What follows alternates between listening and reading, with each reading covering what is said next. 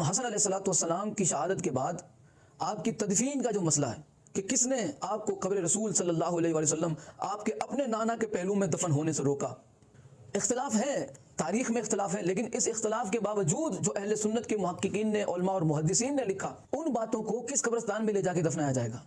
خیر، گفتگو طویل نہ ہو جائے، میں 4 کتابیں آپ کو پیش کرنا چاہتا ہوں کہ امام حسن علیہ الصلوۃ والسلام کو قبر رسول کے پاس دفن ہونے سے بی بی عائشہ، حضرت عائشہ مسلمانوں کی اماں صاحبہ نے روکا۔ کتابیں ملاحظہ فرمائیں۔ سب سے پہلی کتاب پیش کرنا چاہتا ہوں تذکرۃ الخواص، صفحہ نمبر 243۔ دوسری کتاب ہے تاریخ ابو الفدا، صفحہ نمبر 164۔ تیسری کتاب جو نسخہ میرے پاس ہے تاریخ احمدی کا، اس کا صفحہ نمبر ہے 204، اور جو آپ کو گوگل پر تاریخ احمدی کا حوالہ، تاریخ احمدی کا جو ایڈیشن آپ کو ملے گا اس کا صفحہ نمبر 227۔ اور چوتھی کتاب ہے تاریخ یعقوبی، جلد 2 ہے، صفحہ نمبر 372۔ تذکرۃ الخواص سے پڑھنے لگا ہوں۔ روایت کیا ہے کہ ابن سعد نے واقعی سے نقل کیا ہے کہ جب امام حسن علیہ الصلوۃ والسلام کا وقت آخر آیا تو آپ نے فرمایا مجھے اپنے نانا کے پاس دفن کرنا، یعنی رسول اللہ صلی اللہ علیہ وسلم کے پاس۔ پس امام حسین نے چاہا کہ آپ کو رسول اللہ کے حجرے میں دفن کریں، پس بنی امیہ، مروان اور سعید بن عاص جو کہ حاکم مدینہ تھا اس امر سے مانع ہوئے، انہوں نے روکا۔ تو ابو ہریرہ نے کہا تھا کہ تمہارا کیا خیال ہے، بنو امیہ سے کہا ابو ہریرہ نے کہ تمہارا کیا خیال ہے کہ اگر موسیٰ کا بیٹا فوت ہو جاتا تو کیا وہ اپنے باپ کے ساتھ دفن نہ ہوتا؟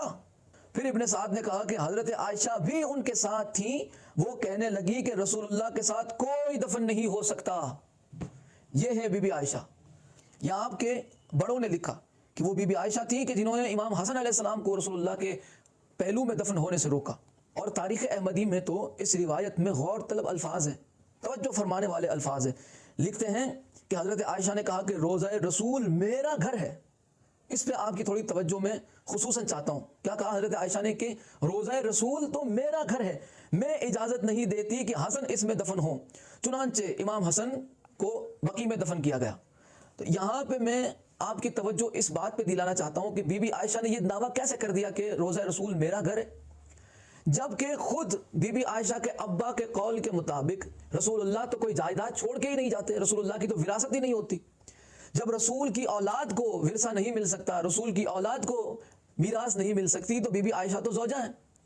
تو جب اولاد کو حق نہیں مل سکتا، جب اولاد کو جائیداد نہیں مل سکتی، جب اولاد کو ورثہ نہیں ملا، جب اولاد کی باری آئی تو آپ نے یہ حدیث سنا دی کہ رسول اللہ کوئی ورثہ نہیں چھوڑ جاتے، ان کا کوئی وارث نہیں ہوتا، وہ جو چھوڑ جائے وہ صدقہ ہوتا ہے۔ تو پھر یہاں آپ کی جائیداد کیسے ہو گئی؟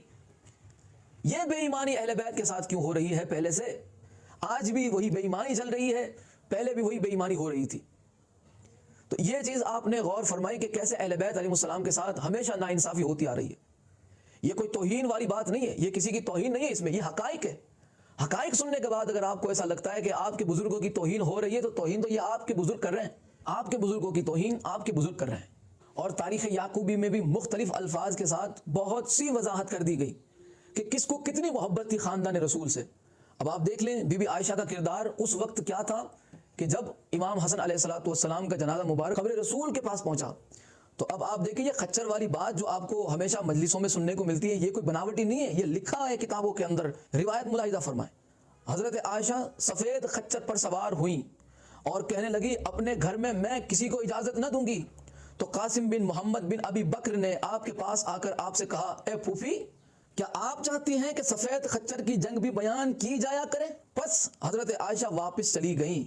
ترجمہ کرنے والے نے یہاں پہ حاشیہ لگا کہ وہ اور پھنس گیا۔ انکاری نہیں ہے، اس نے انکار نہیں کیا بلکہ یہ خود قبول کرتا ہے، اس نے مانا تسلیم کیا کہ واقعی میں بی بی عائشہ نے روکا تھا۔